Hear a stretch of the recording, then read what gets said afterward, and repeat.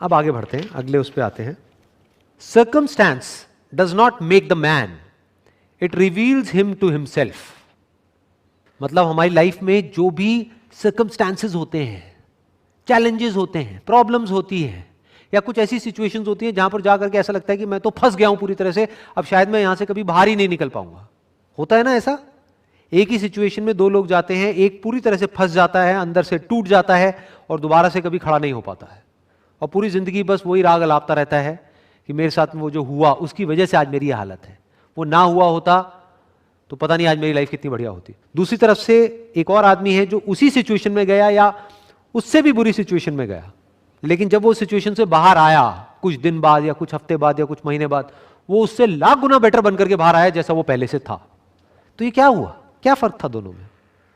उस प्रॉब्लम की वजह से उस आदमी की लाइफ खराब नहीं हुई है, अंदर से जो वो था वो ही निकल करके आ गया। अंदर से वीक था तो वो वीकनेस उस सिचुएशन के आगे हल्की पड़ गई और वो अंदर से टूट गया। लेकिन अगर वो अंदर से स्ट्रांग था तो उसकी स्ट्रेंथ और ज्यादा बढ़ गई उस प्रॉब्लम की वजह से, और वो और स्ट्रांग बनकर के बाहर निकल करके आया। Circumstance does not make the man, it reveals him to himself. मतलब आपकी लाइफ में अगर कोई प्रॉब्लम आती है, कोई बहुत बड़ा चैलेंज आता है या कोई मुश्किल आती है, तो वो आपका कुछ नहीं कर सकती है, वो आपको सिर्फ ये दिखा रही है कि आप एक्चुअल में अंदर से क्या हो।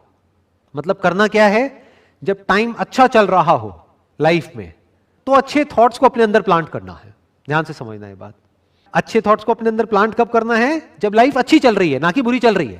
क्योंकि जिस वक्त आपकी लाइफ बुरी चल रही है उस वक्त तो आप इस सिचुएशन में नहीं हो कि आप समझ सको, आपका दिमाग काम करना बंद कर देता है।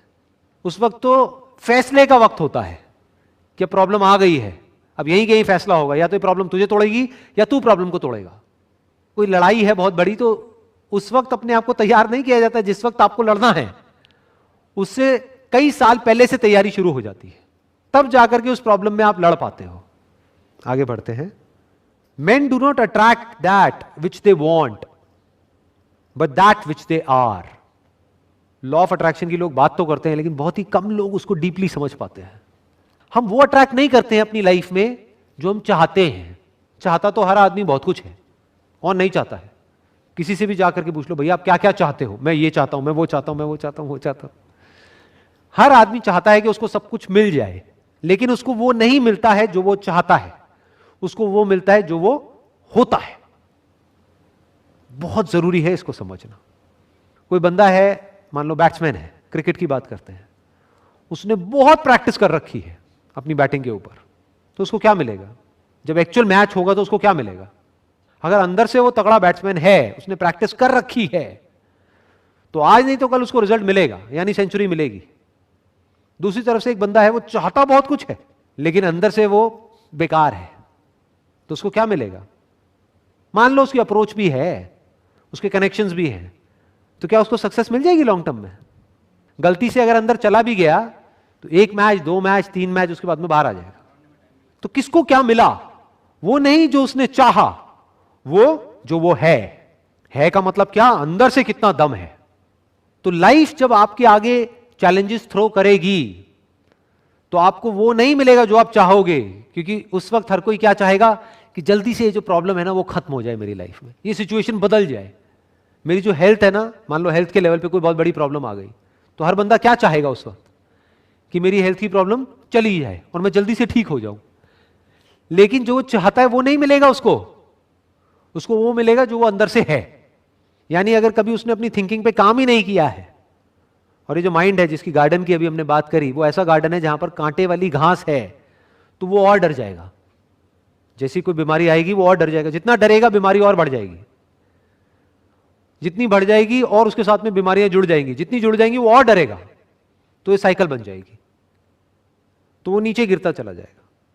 दूसरी तरफ से अगर उसने अपने माइंड पे काम किया होगा तो बड़ी से भी बड़ी बीमारी आ गई, वो वहां से बाहर आ जाएगा, वो हिम्मत नहीं हारेगा, उसको पता होगा this is part of life, वो फेस करेगा उसको। तो उसको क्या मिला? किसको क्या मिला?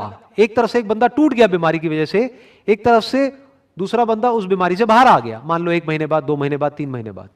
एक तरफ से एक बंदा है जिसकी बीमारी और बढ़ गई, शुरुआत हुई थी एक छोटी सी बीमारी से लेकिन अल्टीमेटली बढ़ती चली गई।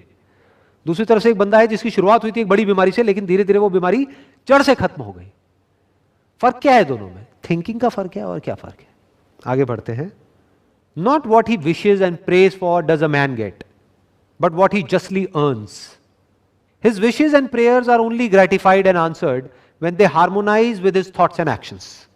वही बात है जो अभी हमने करी है कि विश करने से, प्रे करने से कुछ नहीं होता है, कमाना पड़ता है। जैसे बाहर की दुनिया में कमाना पड़ता है ना, ऐसे ही अंदर की दुनिया में कमाना पड़ता है।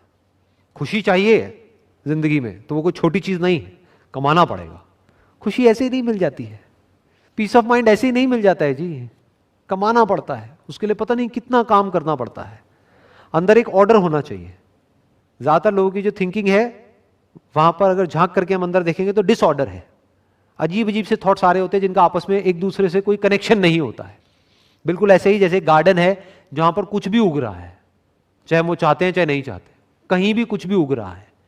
एक है गार्डन जहां पर एक एक चीज को बड़े अच्छे से प्लांट किया गया है। तो थिंकिंग में ऑर्डर कैसे आता है, थिंकिंग एक फ्लो में कैसे जाती है, थिंकिंग कंट्रोल कैसे होती है, थिंकिंग डायरेक्शनल कैसे होती है, इसी को तो सुख बोलते हैं।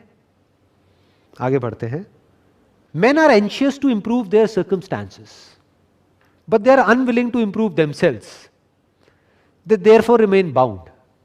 For example, कोई आदमी है, उसको हेल्थ चाहिए, लेकिन वो टेस्ट के पीछे पागल है, अपने टेस्ट को कंट्रोल नहीं कर सकता है और ओवर ईटिंग करता रहता है सुबह से रात तक। तो क्या वो डिजर्व करता है हेल्थ को? He do not deserve health. मतलब सारा गंद खा रहा है, कचरा खा रहा है और एक्सपेक्ट ये कर रहा है कि मेरी हेल्थ ठीक रहेगी। रह ही नहीं सकती। तो उसको करना क्या है? अपनी हेल्थ को ठीक नहीं करना है, डॉक्टर के पास नहीं जाना है कि डॉक्टर मेरे को ये बीमारियां हो गई है, अब इसको ठीक करो गोलियां दे करके, क्योंकि उन गोलियों के भी साइड इफेक्ट्स होंगे। उसको करना क्या है? अपनी ईटिंग हैबिट्स को चेंज करना है, यानी खुद को बदलना है। अगर उसने खुद को बदल लिया तो हेल्थ अपने आप ही मिल जाएगी। आगे बढ़ते हैं। Suffering is always the effect of wrong thought in some direction. मतलब जब भी हमें दुख हो रहा है, हम दुखी हैं, परेशान हैं, डिप्रेस्ड हैं, उसकी जो जड़ है वो है कि कोई ना कोई ऐसा हमारा थॉट है जो गलत है और गलत डायरेक्शन में जा रहा है। तो रुक करके अपने आप से इमीडिएटली पूछना है कि मैं ऐसा क्या सोच रहा हूं, क्या चल रहा है अंदर, लेट मी सी, लेट मी फाइंड आउट। वही जवाब मिलेगा। अगर मूड खराब है या आपको बुरा लग रहा है तो ज्यादातर लोग क्या करते हैं, उससे एस्केप करते हैं, अपना ध्यान वहां से हटाएंगे, मोबाइल को ऑन करके उसमें इंडल्ज हो जाएंगे, अपने ध्यान को वहां से हटाने की कोशिश करेंगे। जबकि ये नहीं करना है, क्योंकि सफरिंग वहीं की वहीं है, दुख वहीं की वहीं पड़ा हुआ है। फॉर एग्जाम्पल, एक जख्म है, उसके ऊपर हमने कोई कपड़ा डाल दिया तो हमें क्या लग रहा है, जख्म ठीक हो गया है। जख्म ठीक नहीं हुआ है, वो तो और बिगड़ता चला जा रहा है। तो करना क्या है, उस जख्म को देखना है और इमीडिएटली उसको ठीक करना है ताकि वो और बड़ा ना हो। तो जब भी हमारी लाइफ में सफरिंग आ रही है, यानी दुख आ रहा है, हम परेशान हो रहे हैं, तो अपने अंदर झांक करके देखना है और अपने आप से सवाल पूछना है। और जब हम सवाल पूछते हैं तो जवाब मिलता है। अपने आप से सवाल पूछना है कि मैं ऐसा क्या सोच रहा हूं जो कि गलत डायरेक्शन में है, जिसकी वजह से मैं ऐसा फील कर रहा हूं, और क्या उसकी डायरेक्शन को ठीक किया जा सकता है? डेफिनेटली किया जा सकता है। थॉट ही तो है। थॉट किसके हाथ में है? पूरी तरह से आपके हाथ में है। क्यों? क्योंकि थॉट को क्रिएट कौन कर रहा है? हम ही तो कर रहे हैं। होता क्या है कि जब भी हम दुखी होते हैं किसी भी थॉट की वजह से, वो उस एक थॉट तक नहीं रहता है, उसके साथ में और भी थॉट जुड़ने लग जाते हैं। फिर हम हर बात पे, जैसे फॉर एग्जांपल एंजाइटी हो रही है, अंदर से डर लग रहा है किसी चीज को लेकर के, फिर छोटी छोटी चीजों में भी डर लगने लग जाता है। ऐसी ऐसी चीजें जो आप बिना किसी डर के करते थे, वो करने के नाम से भी डर लगता है। अरे ये हो गया तो क्या होगा, वो हो गया तो क्या होगा। तो डर बढ़ता चला जाता है। मतलब माइंड का एक सीधा सा फंडा है, what ever your mind focuses on starts expanding. वो एक्सपैंड होने लग जाता है। तो अगर उसको वही नहीं रोका गया तो वो एक्सपैंड होता चला जाएगा। दुख को वहीं नहीं रोका गया तो वो एक्सपैंड होता चला जाएगा। और दुख से भागने से दुख खत्म नहीं होता है, दुख की जड़ तक जाने से दुख खत्म होता है। और जड़ तक जाने का मतलब क्या? क्वेश्चन करो कि मैं दुखी क्यों हो रहा हूं, मेरे दुख की जड़ क्या है। वहां से कुछ भी आंसर निकल करके आएगा कि अच्छा वो इंसान है मेरे दुख की जड़। बट उसने ऐसा क्या कर दिया है? उसने कुछ ऐसा बोल दिया है कि मेरी ईगो को चोट लगी है। तो अगर कोई आपकी ईगो को चोट पहुंचा रहा है, सेल्फ रिस्पेक्ट को नहीं, ईगो को, दोनों में डिफरेंस है। ईगो मतलब मैं ये, मैं वो, मैं वो, मैं वो, मैं अकेला ही समझदार हूं, बाकी पूरी दुनिया बेवकूफ है। तो कोई बंदा आया, उसने आकर के आपके मुंह पे बोल दिया, कह रहे नहीं तू इतना भी समझदार नहीं है, बेवकूफ है। तो ये सच है, क्योंकि हर कोई समझदार भी होता है, बेवकूफ भी होता है। तो उसने तो सच बोला है, तो मैं दुखी क्यों हो रहा हूं? वो तो मेरा दोस्त है। बल्कि और जितने भी लोग हैं वो मेरे दोस्त बनते हैं लेकिन है नहीं, क्योंकि मुंह पे मेरी तारीफ करते पीछे से मजाक उड़ाते हैं। अकेला ये बंदा है जिसमें दम है मेरे मुंह पे बोलने का कि तू बेवकूफ है। तो मैं परेशान क्यों हो रहा हूं?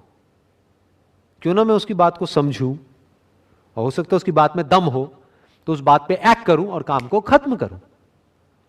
तो माइंड क्लियर हो गया।